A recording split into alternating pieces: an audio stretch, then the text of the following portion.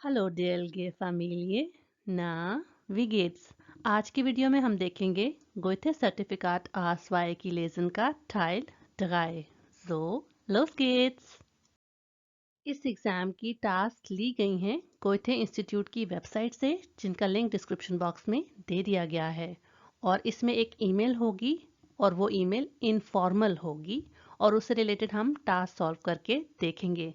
इसके अलावा वीडियो के एंड में मैं आपको दूंगी कुछ ऐसे एक्सप्रेशंस जो कि यूज़ तो ईमेल में किए गए हैं, लेकिन उनको हम अपनी लैंग्वेज लर्निंग का पार्ट बना सकते हैं और उनको फिर यूज़ भी कर सकते हैं। जल्दी से Teil 3 की Instructions देख लेते हैं। Sie lesen eine E-Mail. Wählen Sie für die Aufgaben 11 bis 15 die richtige Lösung A, B oder C. जी, तो इस ईमेल को हम देखेंगे, लेकिन जैसे कि मैं हमेशा आपको बताती हूँ कि टेक्स्ट पढ़ने से पहले अगर आप टास्क पढ़ लें तो आपको काफ़ी इजी हो जाता है ये समझना कि आपने कौन सी इन्फॉर्मेशन ढूंढनी है। तो अब हम टास्क 11 से 15 देखेंगे और उसके बाद इस टेक्स्ट को वन बाय वन एक एक पैराग्राफ करके देखेंगे। Aufgabe 11 है Gulshan sagt über ihr Leben in Hamburg, dass ये एक नाम है लड़की का। वो कहती है उसकी ज़िंदगी के बारे में हैम्बर्ग में कि das Studium wie in ihrem Heimatland ist, पढ़ाई वैसी ही है जैसे कि उसकी अपनी होम कंट्री में। Im Alter einiges wie zu Hause ist, sorry im Alltag, Alltag कहते हैं डेली लाइफ, तो डेली लाइफ में कुछ चीज़ें ऐसी हैं जैसे कि घर में थी और ये सुहाउज़े यहाँ पर मुराद उसकी होम कंट्री ही है। और थर्ड ऑप्शन है im Moment vieles neu für sie ist, फिल वक्त बहुत कुछ नया है उसके लिए। तो ये तो हमें टेक्स्ट से पता चलेगा कि इन तीन ऑप्शंस में से क्या करेक्ट है। अब Aufgabe 12 देख लेते हैं। Die Studentengruppe hat, स्टूडेंट्स के ग्रुप ने किया den neuen die Hochschule gezeigt, नए स्टूडेंट्स को यूनिवर्सिटी दिखाई। Für neue Studenten eine Stadtführung gemacht, नए स्टूडेंट्स के लिए सिटी टूर करवाया।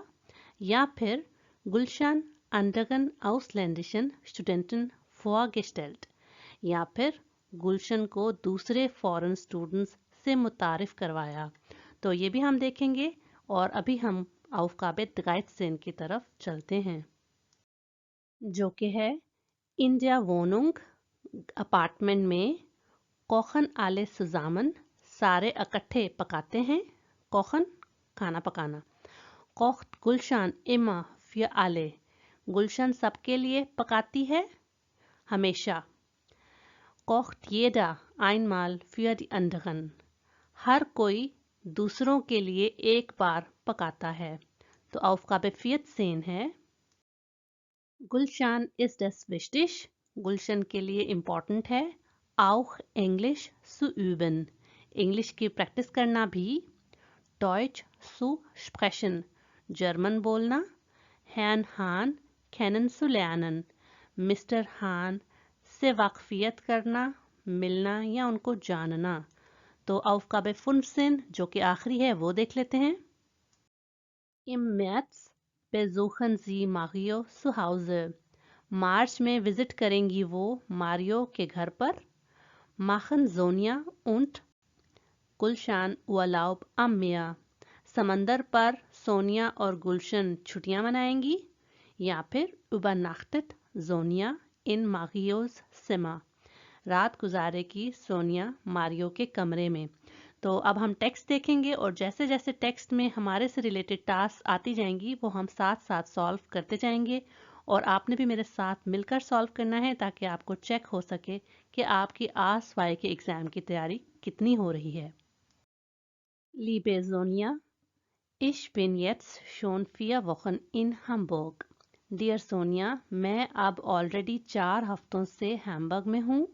Und bin noch dabei, mich hier einzuleben. Zusatz का इस्तेमाल हुआ है यहाँ पर। अगर आपको ऑलरेडी नहीं पता तो इससे रिलेटेड आप मेरी वीडियो चेक कर सकते हैं, लिंक भी मैं दे दूँगी डिस्क्रिप्शन बॉक्स में। और I am still there, मैं अभी भी काम कर रही हूँ इस पर कि यहाँ पर किस तरह से सेटल डाउन हुआ जा सकता है। किस तरह से तो नहीं लिखा हुआ, लेकिन वैसे अगर देखा जाए तो इसका मतलब यही बनता है कि वो अब तक कोशिश कर रही है सेटल डाउन होने की। क्योंकि आपको पता है ना, जब हम किसी भी फॉरेन कंट्री में जाते हैं तो शुरू के दिनों में हमें थोड़ा सा मसला होता है, क्योंकि हम अपनी जो रूटीन हमारे घर पर होती है हमारी, उससे डिफरेंट होती है। तो यहाँ पर गुलशान भी इसी बारे में बात कर रही है। उसके बाद वो लिखती है, an der Universität ist vieles ganz anders organisiert als zu Hause। University में बहुत कुछ मुख्तलिफ ऑर्गेनाइज होता है इसके मुकाबले में घर के जैसे, यानी as it is at home. At home यहाँ पर अगेन अपनी होम कंट्री की बात हो रही है, और यहाँ पर वो कह रही है कि यूनिवर्सिटी में चीज़ें बहुत डिफरेंट ऑर्गेनाइज की जाती हैं अपनी कंट्री के मुकाबले में। और उसके बाद देखते हैं उसने क्या कहा। Und auch im täglichen Leben müsste ich erst einmal lernen।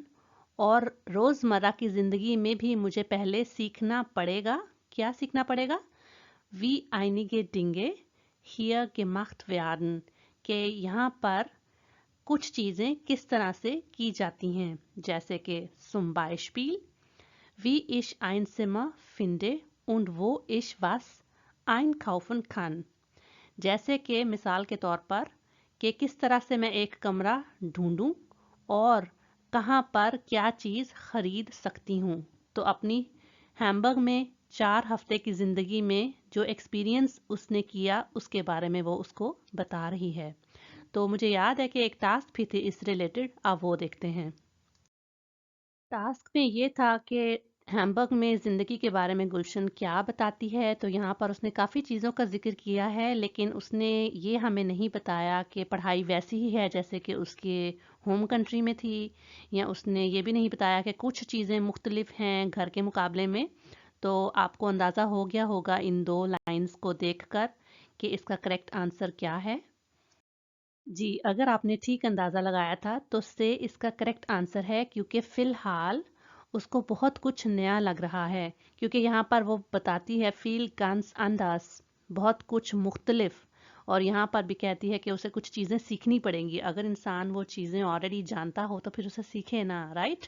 तो इसलिए फिर से है हमारा करेक्ट आंसर। अब हम बाकी पार्ट देखते हैं जो कि ईमेल का नेक्स्ट पैराग्राफ है। In der ersten Woche haben ein paar Studenten eine Willkommensführung für uns ausländische Studierende gemacht। पहले हफ्ते में कुछ स्टूडेंट्स ने एक वेलकम गाइडेड टूर किया हमारे फॉरेन स्टूडेंट्स के लिए। यहाँ पर आपने नोट किया कि स्टूडिगन से एक नाउन बन गया जो कि है स्टूडिगेंडे, जिसका मतलब स्टूडेंट्स है। और इस टॉपिक पे मैं जल्द ही एक वीडियो बनाऊंगी। अब हम देखेंगे कि इस गाइडेड टूर में इनको क्या क्या दिखाया गया। Sie haben uns die Uni gezeigt। उन्होंने हमें यूनिवर्सिटी दिखाई। Die Bibliothek, the library. Die Cafeteria, cafeteria. Und die Multimedia Räume, और मल्टीमीडिया रूम्स। उसके अलावा Hamburg habe ich dann alleine mit dem Stadtplan kennengelernt। Hamburg मैंने अकेले ही जाना, किससे? सिटी प्लान से। तो इससे रिलेटेड भी एक टास्क थी, देखते हैं कि उसका आंसर क्या है। जी, aufgabe 12 का आंसर करेक्ट आ है, क्योंकि नए स्टूडेंट्स को उन्होंने होchschule दिखाया। अब यहाँ पर पॉइंट ऑफ कंफ्यूजन ये हो सकता है कि यहाँ होchschule है और यहाँ ऊनी लिखा हुआ है। ऊनी शॉर्ट वर्जन है यूनिवर्सिटेट का। लेकिन यहाँ जैसे कि मैंने आपको पहले बताया कि होchschule यूनिवर्सिटेट के लिए ही इस्तेमाल होता है। और सेकंड जो पॉइंट था उसमें लिखा हुआ था कि उन्होंने कुछ स्टूडेंट्स ने Stadtführung करवाया। Stadtführung यहाँ पर लिखा हुआ है और यहाँ पर Willkommensführung लिखा हुआ है। Stadtführung कहते हैं गाइडेड सिटी टूर को, और यहाँ पर वेलकम टूर था। तो इसलिए फिर बे भी इनकरेक्ट था। और से तो वैसे ही इसकी बात ही नहीं हो रही थी कि कहीं भी ये मेंशन ही नहीं किया गया कि नए फॉरेन स्टूडेंट्स को तारुफ करवाया गया गुलशन के साथ। तो इसलिए फिर आ करेक्ट है। जब भी आप रियल लाइफ एग्जाम में इस तरह की टास्क देखें जो कि आपको लग रहा हो कि दो ऑप्शंस में से कोई भी एक करेक्ट हो सकती है, उसके लिए फिर बेस्ट ये है कि जब आप प्रैक्टिस करें तो खुद से जज किया करें कि कौन सा आंसर करेक्ट है, और अगर कोई आंसर इनकरेक्ट है तो वो क्यों इनकरेक्ट है। अब हम नेक्स्ट पैराग्राफ की तरफ चलते हैं। Ich wohne mit 3 anderen Studenten aus Italien, Japan und Mexiko zusammen। यहाँ पर एक सेपरेबल वर्ब यूज किया गया है, ट्रेनबाges Verb, जो कि है zusammen wohnen, यानी इकट्ठे रहना। तो मैं इकट्ठे रहती हूँ 3 और स्टूडेंट्स के साथ, और वो स्टूडेंट्स कहाँ कहाँ से हैं? इटली से है, जापान से है और एक मेक्सिको से है। Immer freitags kocht einer von uns etwas aus seinem Land und wir essen zusammen। हर हर बार हमेशा जुम्मे के दिन को हम में से कोई एक पकाता है कुछ उसकी कंट्री का, और हम इकट्ठे खाते हैं। Obwohl wir nur eine winzig kleine Küche haben, although कि हमारा छोटा सा किचन है। Ich finde das super, मुझे ये बहुत अच्छा ज़बरदस्त लगता है। Du weißt ja, wie gerne ich koche, तुम्हें तो पता ही है कि मैं कितने शौक से खाना बनाती हूँ। तो अब इससे रिलेटेड भी एक टास्क थी, खाना खाने से और पकाने से रिलेटेड, तो वो देख लेते हैं और उसका करेक्ट आंसर भी। नंबर 13 का करेक्ट आंसर से है, क्योंकि ना तो वो इकट्ठे मिलकर खाना बनाते हैं, ना ही गुलशन हर किसी के लिए हमेशा खाना बनाती है, बल्कि हर कोई एक बार बाकी सब के लिए खाना बनाता है। जैसे कि उसने यहाँ पर मेंशन किया था कि हर जुम्मे को कोई एक पकाता है और बाकी सब मिलकर खाते हैं। Wir sprechen in der Wohnung nicht nur Deutsch, हम अपार्टमेंट में सिर्फ जर्मन ही नहीं बोलते, sondern oft auch Englisch miteinander, बल्कि अक्सर इंग्लिश भी एक दूसरे के साथ। Manchmal ist das einfacher, aber mich stört das ein bisschen। ये अक्सर आसान हो जाता है, आसान है ज़्यादा, लेकिन मुझे ये कभी कभी परेशान करता है, डिस्टर्ब करता है। इसे क्यों डिस्टर्ब करता है इंग्लिश बोलना? देखते हैं कि इसके पीछे इसका क्या मोटिव है। Ich möchte dieses Jahr möglichst viel Deutsch lernen। मैं चाहती हूँ इस साल ज़्यादा से ज़्यादा जर्मन सीखना, इसलिए वो डिस्टर्ब होती है इंग्लिश बोलने से। Und weißt du, was mir am meisten Spaß macht? और तुम्हें पता है कि मुझे सबसे ज़्यादा मज़ा किस चीज़ में आता है? Der Literaturkurs, Literature Course। Der Dozent, Herr Hahn, ist ein total wichtiger Typ, den müsstest du mal erleben। Mister हान जो कि लेक्चरर हैं इस सब्जेक्ट के, जो कि उसने बताया, और उनके बारे में वो बताती है कि वो बहुत ही फनी किस्म के हैं और उनको तुम्हें ज़रूर मिलना चाहिए, तुम्हें भी उनके साथ, ये उसे कहती है वो। तो ह्याहान से रिलेटेड भी एक टास्क थी, वो देख लेते हैं अब। aufgabe 14 में था कि गुलशन के लिए क्या ज़रूरी है। यहाँ पर इन्होंने हमें ट्रिक किया है, ह्याहान को मिलना ज़रूरी नहीं है क्योंकि उसने ऑलरेडी बता दिया है कि वो उसके लेक्चरर हैं। उसके लिए इन तीनों में से सबसे ज़रूरी क्या है? Deutsch zu sprechen। यहाँ पर ये भी गलत है, बहुत एविडेंट है कि वो इंग्लिश में बात तो कर लेती है अपने अपार्टमेंट में, और लेकिन इंग्लिश की प्रैक्टिस वो बिल्कुल नहीं करना चाहती, वो जर्मन को सीखना और बोलना चाहती है, तो इसलिए फिर बे करेक्ट है। Ich freue mich auf deinen Besuch im März। Verben mit Präpositionen वाली वीडियो में मैंने आपको बताया था कि sich freuen auf का मतलब है to look forward to। तो Gulshan looks forward to Sonia's visit in March। Dann zeige ich dir die Stadt। फिर मैं तुम्हें दिखाऊंगी सिटी। और ये कौन सी स्टार्ट की बात हो रही है, मुझे कमेंट सेक्शन में बताइएगा। Und an einem Nachmittag fahren wir an die Ostsee। और एक आफ्टरनून हम चलेंगे, यहाँ पर एक समंदर का मेंशन किया गया है, ये बाल्टिक सी है, उसका बताती है वो, और उसके बाद कहती है Da ist es total schön। वहाँ टोटली खूबसूरत है ये, बाल्टिक सी की बात कर रही है वो, ओस्जे। इसके बाद वो कुछ एंड रिमार्क्स देकर ईमेल को कंक्लूड करेगी। Du kannst dann bei Mario schlafen। फिर तुम मारियो के यहाँ सो सकती हो। और उसके बारे में फिर इतनी लंबी तफसील देती है वो। Das ist der Italiener। वो इटालियन है। Der neben mir wohnt। जो कि मेरे साथ रहता है। Er ist einverstanden। वो एग्री कर गया है किस पर? Denn er fährt in den Ferien nach Hause। क्योंकि वो छुट्टियों में घर जा रहा है। ना गेनुआ, अपनी सिटी का मेंशन उसने किया है कि वो वहाँ जाएगा। तो जब वो एब्सेंट होगा अपने कमरे से तो फिर सोनिया मारियो के कमरे में ठहर सकती है। उसके बाद वो कहती है श्राइब मिया बाल्ट, जल्दी लिखो मुझे, बिस्तान गुलशान। अब हम लास्ट टास्क को सॉल्व करके देखते हैं कि उसका करेक्ट आंसर क्या है। तो मार्च में übernachtet सोनिया इन मारियोस सेमा। सोनिया रात गुजारेगी मारियो के कमरे में। बे इसलिए इनकरेक्ट है क्योंकि यहाँ पर लिखा था एक आफ्टरनून वो जाएंगी समंदर में ना, ओसजे। और यहाँ पर लिखा हुआ था माखन जोनिया उन गुलशान वलाउब अमिया। छुट्टियां गुजारने थोड़ा ना जा रही हैं वो समंदर पर, क्योंकि जस्ट एक दिन वो घूमने फिरने जाएंगी। तो और ये भी इनकरेक्ट है क्योंकि वो मारियो को मिलने तो जाएंगी नहीं उसके घर, तो इसलिए फिर से करेक्ट है। अब हम कुछ ऐसे एक्सप्रेशंस देख लेते हैं जो कि इस ईमेल में यूज हुए थे, लेकिन हम उसको अपनी स्पीकिंग और राइटिंग में यूज कर सकते हैं।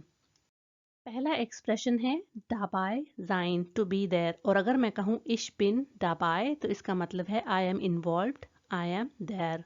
और सेकंड है एक रिफ्लेक्सिवस वर्ब। अगर इसके बारे में आपको नहीं पता तो आप मेरी इस टॉपिक पर वीडियो चेक कर सकते हैं। sich einleben कहते हैं टू सेटल डाउन। और थर्ड वाला है tägliches Leben, जिसका मतलब है डेली लाइफ, लेकिन इसको आप एक नाउन से भी रिप्रेजेंट कर सकते हैं जो कि है Alltagsleben। वो भी इसका मतलब ही एवरीडे लाइफ ही है। अच्छा, फोर्थ है winzig kleine Küche, tiny little kitchen। अच्छा, यहाँ पर आपने नोट किया होगा कि दो एजेक्टिव्स यूज किए गए हैं, विंसिश भी और क्लाइन भी, और इन दोनों का मतलब छोटा ही है। यानी अगर एक चीज के बहुत एक्सट्रीम छोटा होने के लिए आप ये दोनों को इकट्ठा यूज करेंगे तो इससे आपको पता चलेगा कि कितनी छोटी ही वो चीज है। तो यहाँ पर खुशे के लिए यूज किया था गुलशान ने कि वो विंसिश क्लाइने खुशे है उनका। फिफ्थ है das macht mir Spaß oder das macht mir am meisten Spaß। कोई चीज़ आपको फन लगती है, इंजॉय करते हैं आप, जैसे म्यूज़िक hören है या फिल्में ज़ेन है, तो आप उसके लिए ये यूज़ कर सकते हैं। और यहाँ पर इसने यूज़ किया था अपने टीचर के लेक्चर के लिए कि उसमें उसको बहुत मज़ा आता है। आपको याद है ना, लिटरेचर कोर्स मेंशन करती है गुलशान। कुछ मज़े के एडजेक्टिव्स भी देखे हमने, जैसे कि टोटल विट्सिश, जिसको कहते हैं टोटली फनी।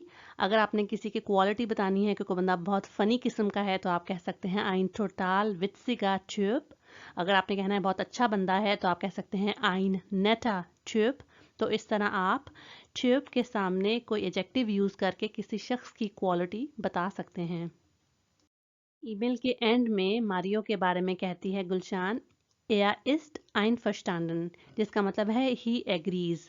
अगर आप कहेंगे ich bin einverstanden तो हो जाएगा I agree। तो ये भी आप रिटन में, स्पोकन में अक्सर यूज कर सकते हैं अपनी एग्रीमेंट शो करने के लिए। मेरी वीडियो देखने का बहुत शुक्रिया। उम्मीद करती हूँ कि इसने आपको लेज़र फर्स्टेन में मदद की होगी ये जानने में कि आसवाई की लेज़न का टाइल डगाए कैसा होता है। मोस्टली टाइल डगाए में पर्सनल इनफॉर्मल ईमेल्स आती हैं, उनसे रिलेटेड आपने टास्क सॉल्व करनी होती हैं। और मेरा चैनल, ये वीडियोस अगर आपकी हेल्प कर रहे हैं तो आप इसको अपने लैंग्वेज लर्निंग फ्रेंड्स के साथ ज़रूर शेयर करें। ये वीडियो आपको कैसी लगी लाइक और कमेंट करके बताइए। मैं मिलती हूँ आपको नेक्स्ट वीडियो में।